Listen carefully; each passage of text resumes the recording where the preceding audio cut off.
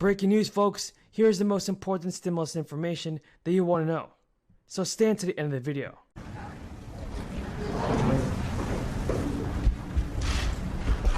Well, folks, thanks for coming in. I was telling my cabinet before you all came in that when I was a kid in grade school and high school and college, one of my closest friends was a guy named Pete McLaughlin.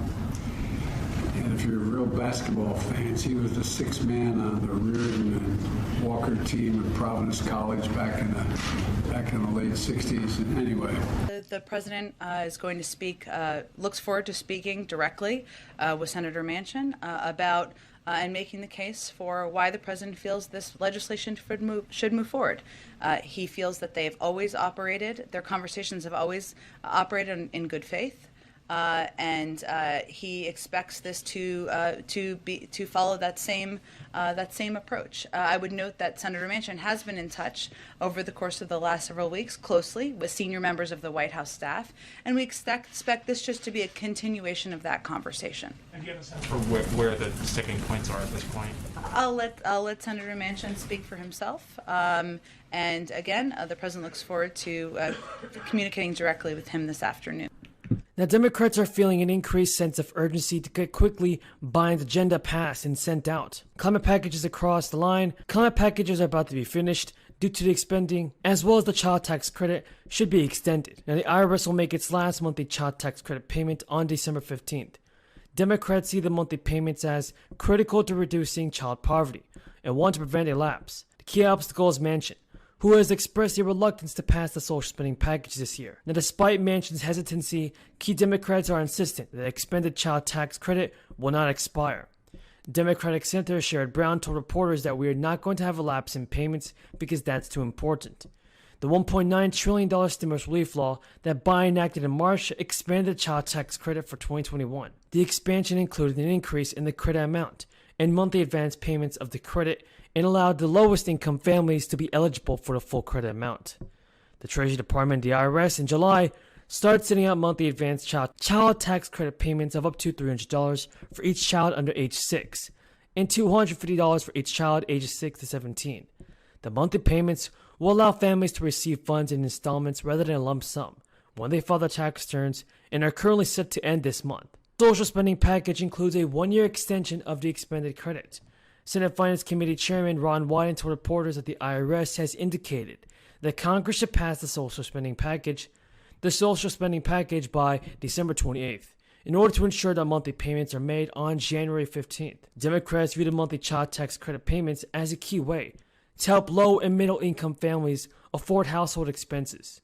Additionally, a lapse in monthly payments could pose a political risk for Democrats ahead of the midterm elections.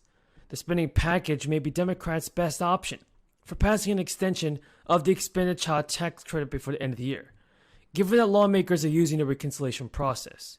A standalone bill with a temporary extension could face challenges getting enough Republican support to bypass a filibuster. And by the way, everybody, residents in Maryland are eligible to receive payments under the new States Relief Act, and thousands have not cashed in on their checks. Under the measure, qualifying families are entitled to receive $500 checks, and a total of 422,000 Maryland residents were eligible to receive the state payments, 98% of whom received the payments in February. However, a spokesperson for the state of Maryland told reporters that about 8,000 of the payments have been returned. The state sent the funds via direct deposit for eligible residents, and once your information has been verified, checks are not issued immediately. It means that if you act today, you should be able to receive a check or at least have yours reissued before Christmas. Residents in Maine, California, and Florida may also receive surprise payments in time for Christmas. The Maine governor announced a program to send one-time payments worth $285 to over 500,000 residents. The first round of payments was sent last month, and the state will continue to send more to the end of 2021. Thank you again for your support, everybody. If you have any more questions about the fourth stimulus check, then leave them in the comments below. President. Republican leader. I ask consent that further proceedings on the quorum call be dispensed with. Without objection. The tornadoes that hit Kentucky this past weekend were some of the most widespread, severe, and devastating in our state's history. It's still difficult to comprehend the vast scope of this storm. Nearly 40 tornadoes touched down across 6 states. One tornado in Kentucky stayed on the ground for over 200 miles. 200 miles. This was potentially the longest continued path of any tornado in U.S. history. Towns have been reduced to rubble. Families are picking up pieces of their shattered lives. Most tragically, our governor announced today that more than 60 Kentuckians are confirmed to have lost their lives. Many more remain unaccounted for. This is the worst storm to hit Kentucky in my lifetime. The tornadoes caused considerable damage in 15 counties all across the Commonwealth. Thousands lost their homes. Tens of thousands are still without power. This was, in the words of one meteorologist, the worst case scenario for destruction. And it came during the Christmas season. Families are supposed to be gathering soon for rest, relaxation, and reunion. Now so many Kentuckians are facing exactly the opposite. The whole country is becoming acquainted with Mayfield, Kentucky, likely our hardest hit city. Mayfield is a town of 10,000 in the Jackson Purchase. It's been known for the beautiful Greek Revival facade of the Mayfield First United Methodist Church. Now First United is completely gone, and the town is literally leveled to the ground. Mayfield's candle factory was operating in full swing this weekend to keep up with the Christmas demand. It was once a mainstay of the community, employing hundreds. On Friday night, the factory was turned into a scene of absolute horror. Many of the employees who were working that evening are feared dead.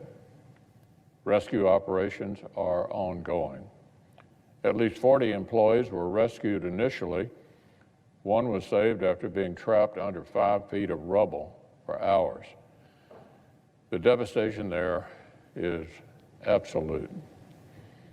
The tornado was so powerful that it ripped 27 train cars off their tracks in Arlington and scattered them across a field. A family photograph that was picked up by the storm in Dawson Springs, Kentucky, was carried nearly 130 miles by the wind and discovered over in Indiana. All across western Kentucky, residents spent their Saturday and Sunday clearing debris and collecting clothes and possessions that had been scattered. Families were left to inspect the cinder blocks where their houses,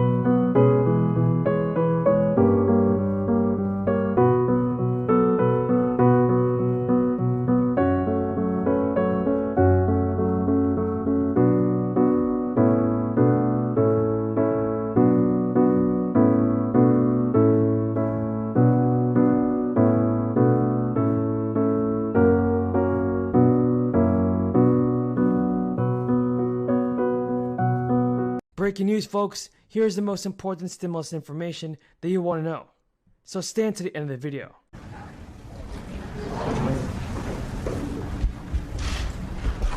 Well, folks, thanks for coming in. I was telling my cabinet before you all came in that when I was a kid in grade school and high school and college, one of my closest friends was a guy named Pete McLaughlin. And if you're real basketball fans, he was the sixth man on the Reardon and Walker team at Providence College back in the late 60s. And anyway.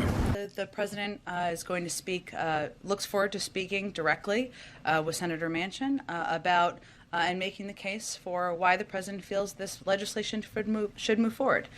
He feels that they have always operated, their conversations have always operated in good faith.